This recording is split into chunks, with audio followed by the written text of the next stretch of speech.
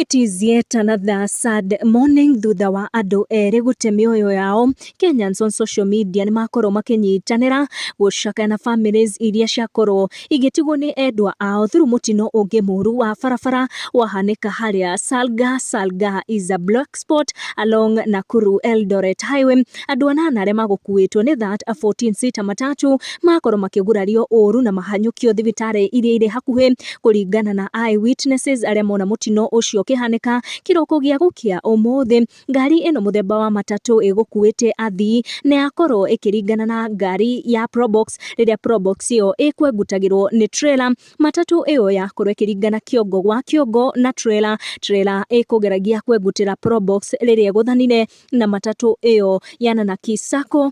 Tugithii na mbere na gukiendithiria family cia andu aya magikorwo magitigwo ni endwa wao gukorwo makihorera eno swale mahanyukio thibitari makihone na ihenya. Nayo family ya muhunjia uria urakorirwo akigwa na arakorwo akihuruka hau akiruta speech yake in the pulpit church ni akorwo ikiruta ndumiriri yao ya mashakaya thutha wa what happened to their loved one retired elder engineer Kenneth arakorirwo akigwa. Kenyans ni mathiete na mbere na kunyitanira na family magituma ndumiriri ciao cia mashakaya kuri uyu akiuga ni George Kenyatta ati may he rest in peace. He was my workmate at New KICC, knew him as a very humble man. Tugithii na mbere na kuhoya na family eno ati endwa ao magikorwo rest in peace na aria magikorwo makigurara kuhitukira mutino ucio wa Salga kiroko kia umuthi makorwo makihonya na ihenya. Tucemanie in our next one.